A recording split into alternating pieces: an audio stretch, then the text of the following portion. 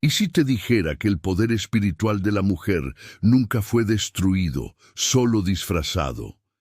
¿Qué pasaría si descubrieras que desde los primeros siglos del cristianismo hasta la conquista de América, ese poder siguió vivo, cambiando de forma, escondiéndose en símbolos que ninguna institución pudo borrar completamente?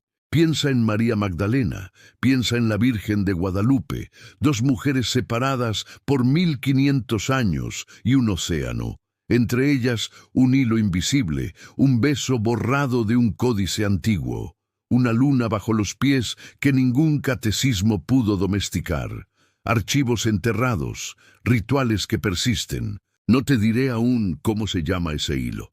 Solo te mostraré sus dos extremos y las huellas que dejó cuando intentaron cortarlo, porque lo que conecta a estas dos mujeres es algo que la historia oficial jamás colocó frente a tus ojos, algo que fue reprimido, transformado, ocultado bajo capas de narrativa aceptable.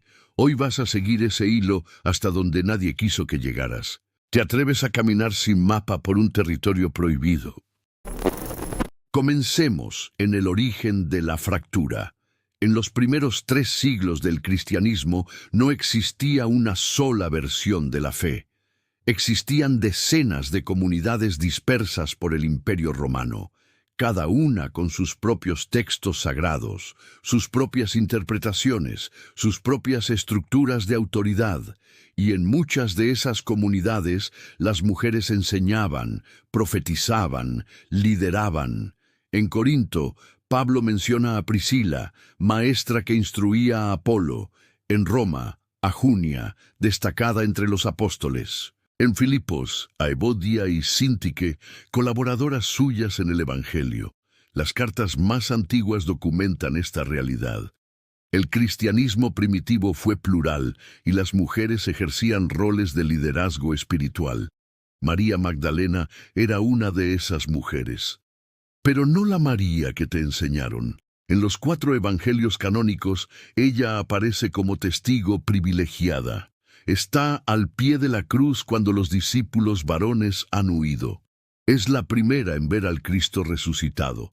Es ella quien lleva el anuncio de la resurrección a los apóstoles. Por eso se la llamó apóstola de los apóstoles en la tradición cristiana más antigua. Pero había otros textos que circulaban entre comunidades cristianas y que contaban una historia diferente. En el Evangelio de María, descubierto en El Cairo en 1896, pero ignorado durante décadas, María recibe una visión directa del Salvador. Cuando la comparte con los discípulos, Pedro estalla. ¿Es posible que el Maestro haya conversado así con una mujer sobre secretos que nosotros mismos ignoramos? ¿Debemos cambiar nuestras costumbres y escuchar todos a esta mujer? Levi interviene. Pedro, siempre fuiste impulsivo. Ahora te veo combatiendo a la mujer como si fuera un adversario. Si el Maestro la hizo digna, ¿quién eres tú para rechazarla? Ahí está documentada la tensión que marcó los primeros siglos, una disputa por la autoridad espiritual entre quienes defendían estructuras jerárquicas masculinas y quienes reconocían autoridad espiritual basada en experiencia directa, independiente del género. Durante los primeros 3 siglos, ambas corrientes coexistieron. Pero cuando el cristianismo se convierte en religión oficial del imperio con Constantino en el año 313, comienza un proceso de unificación doctrinal. Se necesita una sola versión ortodoxa para un imperio unificado. Los concilios de Nicea, Constantinopla, Éfeso y Calcedonia van definiendo qué textos son sagrados y cuáles heréticos, qué doctrinas son aceptables y cuáles deben ser erradicadas. Y en ese proceso, las corrientes que daban espacio a autoridad espiritual femenina van siendo marginadas sistemáticamente. Los textos que presentaban a María Magdalena como maestra espiritual fueron excluidos del canon. Las comunidades que los usaban fueron declaradas heréticas. Y en el año 591, el Papa Gregorio Magno da el golpe final. En una homilía declara sin ninguna evidencia bíblica que María Magdalena es la prostituta arrepentida mencionada en Lucas. ¿Por qué? Porque convenía. Si María Magdalena era pecadora sexual, su autoridad quedaba deslegitimada. Su conocimiento se volvía sospechoso. Su liderazgo espiritual quedaba subordinado al perdón otorgado por Cristo, es decir, validado por autoridad masculina, no emanado de su propia conexión con lo divino. Durante 1400 años, esa mentira fue verdad oficial. Se predicó desde púlpitos, se pintó en frescos y retablos, se enseñó en catecismos. La mujer más importante del cristianismo primitivo fue recordada como prostituta. Hasta que en 1945, un campesino egipcio encuentra una vasija de arcilla sellada cerca del pueblo de Nag Hammadi. Dentro hay 13 códices de papiro. Cuando los estudiosos logran traducirlos, descubren evangelios enteros que habían desaparecido durante 16 siglos. El evangelio de Tomás, el evangelio de Felipe, el evangelio de la verdad, la Pistis Sophia, el evangelio de María. Y en esos textos, María Magdalena no es pecadora, es la discípula que comprende las enseñanzas más profundas. Es la que recibe revelaciones que los demás no pueden entender. Es portadora de un tipo de conocimiento que no requiere mediación institucional. En el Evangelio de Felipe se dice que el Salvador la amaba más que a todos los discípulos y la besaba frecuentemente en la boca. Este lenguaje, escandaloso para lectores modernos, no era sexual en el contexto simbólico de estas comunidades. El beso en la boca representaba transmisión directa de espíritu, de pneuma, de conocimiento sagrado. Lo que estos textos documentan es un cristianismo alternativo, donde el acceso a lo divino no dependía de jerarquías institucionales, sino de experiencia interior. Un cristianismo que fue perseguido, sus textos quemados, sus seguidores ejecutados, sus comunidades disueltas. Ahora cruza el Atlántico. Año 1531. Hace apenas 10 años que cayó Tenochtitlan. Los pueblos indígenas están siendo convertidos a la fuerza. Los misioneros franciscanos han llegado con la tarea de evangelizar millones de almas en el menor tiempo posible. Y se enfrentan a un problema. Los indígenas no aceptan fácilmente abandonar sus dioses. Han visto destruir sus templos, han sido obligados a bautizarse, pero en secreto muchos siguen adorando a las antiguas deidades. Entonces ocurre algo extraordinario. En el cerro del Tepeyac, al norte de la Ciudad de México, aparece la Virgen de Guadalupe. Se muestra a Juan Diego, un indígena converso, habla en náhuatl, deja su imagen impresa milagrosamente en su tilma. Pero ese cerro tiene historia. Durante siglos fue el santuario de Tonantzin, nuestra madre venerada, la gran diosa Madre Azteca. Era el lugar de peregrinación más importante del Valle de México, donde se celebraban rituales de fertilidad y se pedía por las cosechas. Cuando los franciscanos construyen el santuario de Guadalupe exactamente ahí, los indígenas acuden en masa. Caminan desde pueblos lejanos, ofrecen flores y copal, se postran ante la imagen. Fray Bernardino de Sahagún, que lleva décadas estudiando la cultura náhuatl, observa con inquietud. En sus escritos denuncia: ahora que está edificada allí una iglesia de Nuestra Señora, también la llaman Tonantzin. De dónde haya nacido esta fundación de esta Tonantzin no se sabe con certeza, pero esto sabemos de cierto, que el vocablo significa de su primera imposición a aquella Tonantzin antigua. Y es cosa que se debería remediar, porque el propio nombre de la Madre de Dios no es Tonantzin, sino Dios, Inantzin. Parece esta invención satánica para paliar la idolatría debajo la equivocación de este nombre Tonantzin. ¿Qué está diciendo Sahagún? Que los indígenas no adoran a María, adoran a Tonantzin bajo un nuevo nombre. Y aunque él lo denuncia, la Iglesia permite la devoción, porque funciona, porque logra conversiones masivas que por otros medios habrían sido imposibles.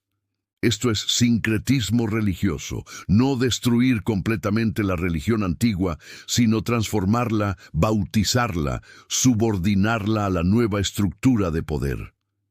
Tonantzin, como diosa soberana, es prohibida.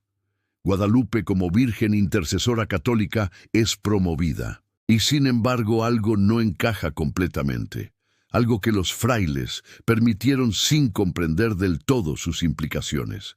Porque la imagen de Guadalupe está cargada de símbolos que los indígenas reconocen inmediatamente como divinos. El hilo invisible que conecta a María Magdalena con Guadalupe empieza a hacerse visible. Ambas figuras fueron intervenidas por la institución. A María se la convirtió de maestra en pecadora. A Tonantzin se la bautizó como virgen. En ambos casos, el objetivo fue el mismo: controlar la narrativa sobre el femenino sagrado. Pero en ambos casos también algo resistió.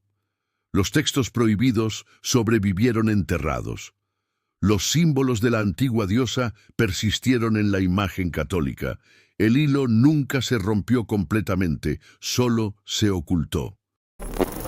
Ahora entramos en el terreno de los símbolos, porque más allá de la historia documentada, estas figuras cargan arquetipos que moldean cómo experimentas lo sagrado, lo femenino, el poder espiritual. En los textos gnósticos, María Magdalena no es solo una discípula, es la encarnación de Sofía, la sabiduría divina. Y Sofía en la cosmología gnóstica tiene un papel extraordinario. Es el principio femenino del Dios Supremo. Es la que, movida por el deseo de crear, desciende sin su contraparte masculina y de ese acto nace el demiurgo. El demiurgo es ignorante, cree ser el único Dios.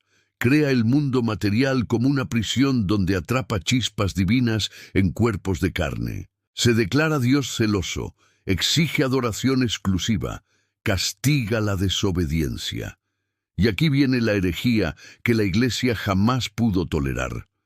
Para los gnósticos, el Dios del Antiguo Testamento es el demiurgo.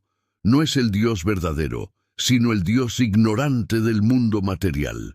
Por encima de él existe el verdadero Padre, el Dios incognoscible, la fuente de toda luz. Y Sofía, arrepentida de su error, envía al mundo el conocimiento salvador, la gnosis, la revelación de que somos chispas divinas atrapadas, de que podemos liberarnos mediante el conocimiento directo de nuestra verdadera naturaleza.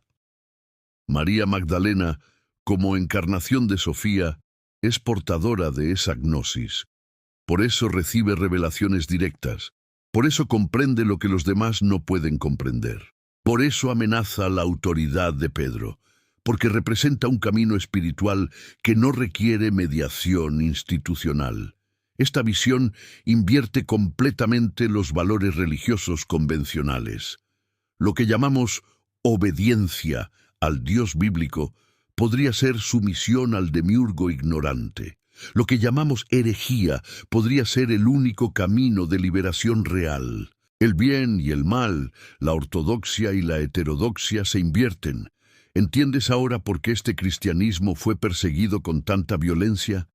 Porque si el Dios que adoras en la Iglesia no es el Dios verdadero, entonces toda la estructura institucional se desmorona.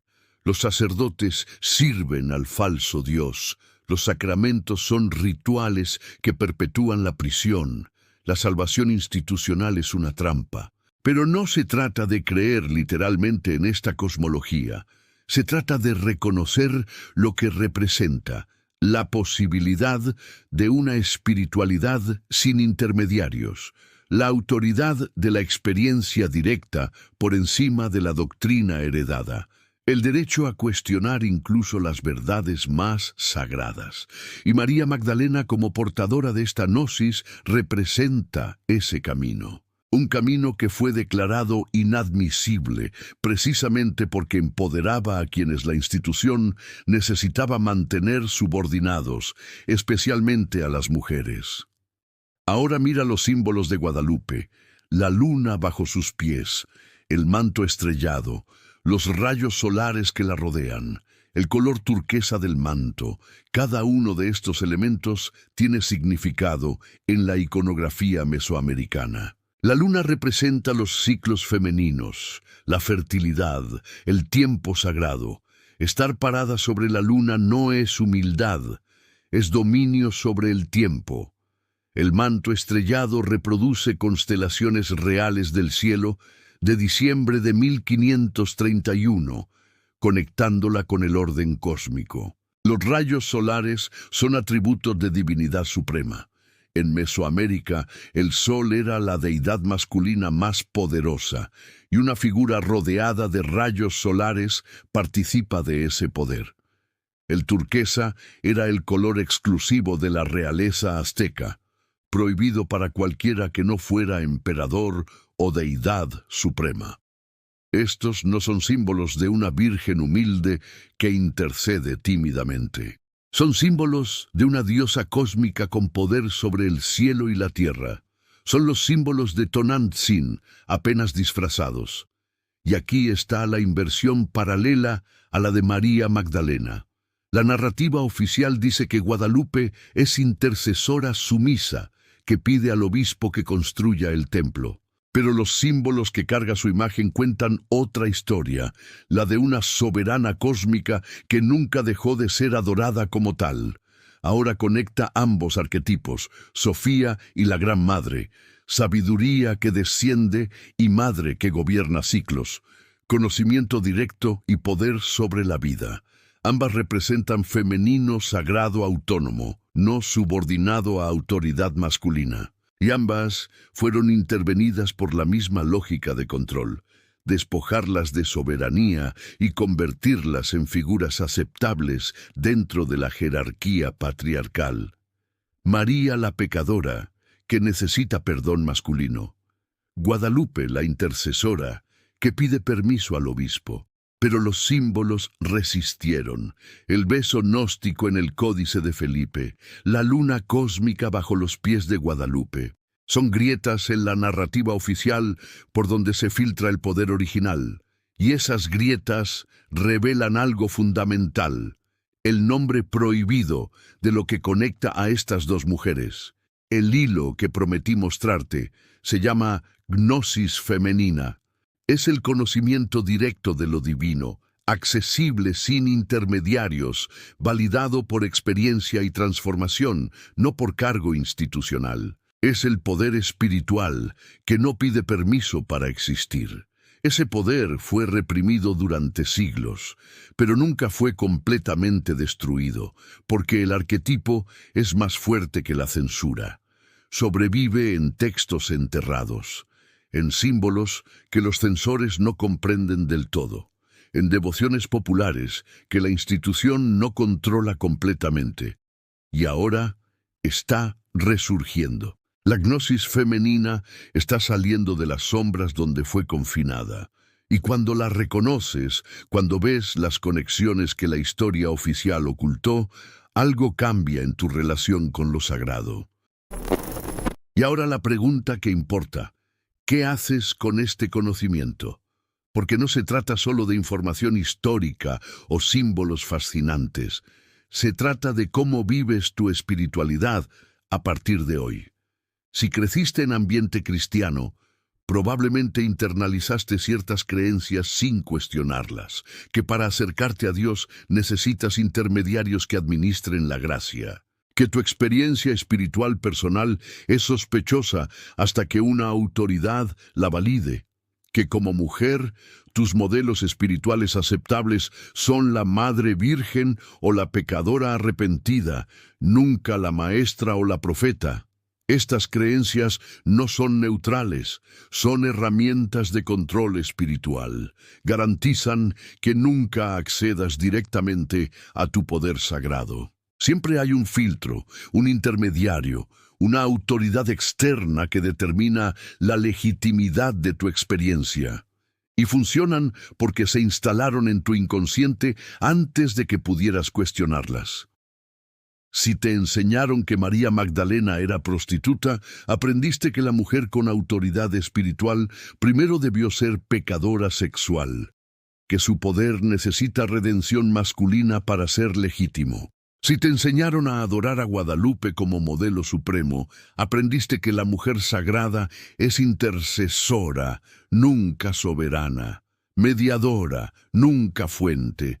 Pero cuando descubres las versiones originales, algo se rompe, una cadena invisible que te ataba a la necesidad de validación externa, y esa ruptura te coloca frente a una elección práctica, no teórica.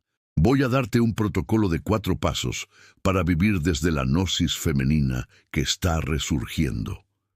Paso 1. Desaprendizaje. Identifica 3 frases que heredaste sin cuestionarlas. Pueden ser: no puedo confiar en mi experiencia espiritual. Necesito que un sacerdote valide mi relación con Dios. Como mujer, mi lugar espiritual es subordinado. Escríbelas. Ahora conviértelas en preguntas. ¿Por qué no puedo confiar en mi experiencia? ¿Quién decidió que necesito intermediarios? ¿Dónde dice que mi género limita mi acceso a lo sagrado? Las preguntas abren lo que las afirmaciones cierran. Paso 2. Lectio oculta, lectura paralela. Elige un pasaje del Evangelio canónico y su versión apócrifa.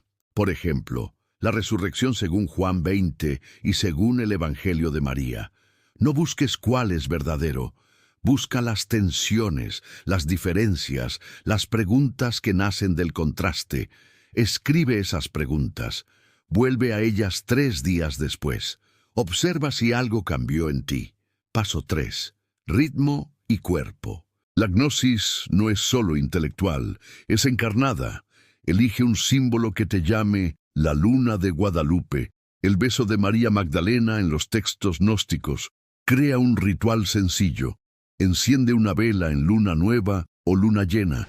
3 respiraciones profundas. Una palabra o pregunta escrita. No busques respuestas inmediatas.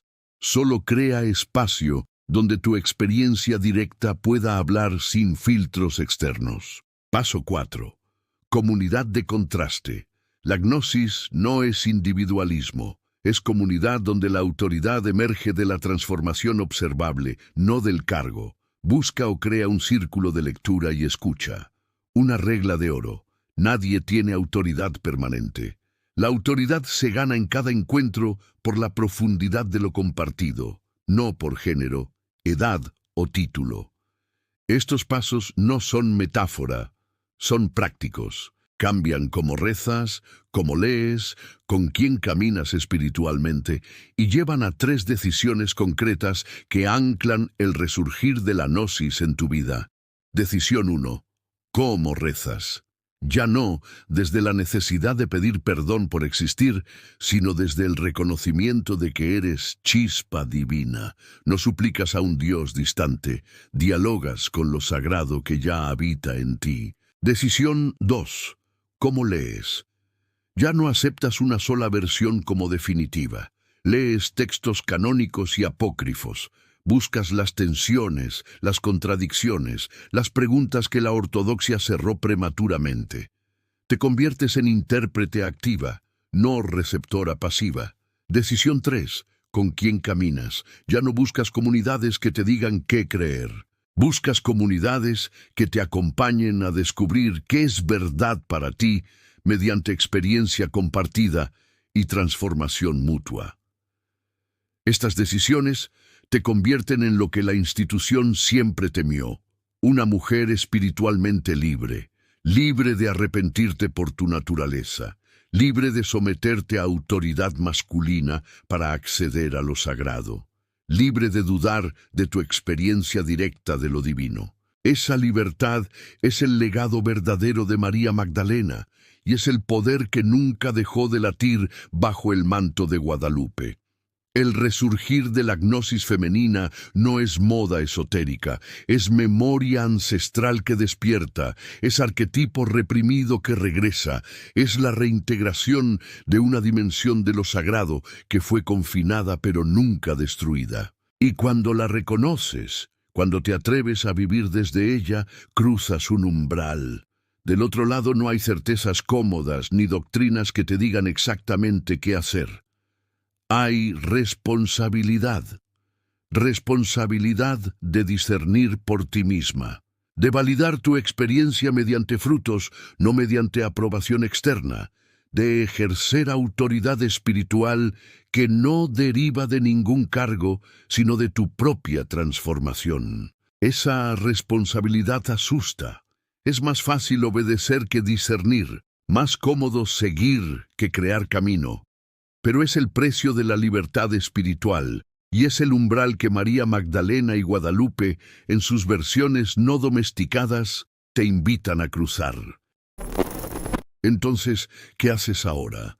Ya sabes que María Magdalena no era quien te dijeron, que Guadalupe carga el rostro de una diosa que nunca fue borrada, que entre ellas corre un hilo llamado gnosis femenina que fue reprimido, pero está resurgiendo. La verdad es que el conocimiento prohibido no te libera solo por saberlo, te libera cuando lo vives, cuando te relacionas con lo sagrado desde tu propia experiencia directa, cuando dejas de buscar validación externa y confías en la transformación que observas en tu propia vida. María Magdalena y Guadalupe son espejos de un mismo poder, un poder que fue ocultado, domesticado, pero nunca completamente destruido. Imagina una mesa. Sobre ella, un códice de papiro y una tilma con rosas, archivos que la historia oficial mantuvo separados. Una vela que ilumina lo que siempre estuvo escrito, pero que pocos se atrevieron a leer juntos. Ahora, esa persona eres tú. El documental completo sobre María Magdalena está en el comentario fijado.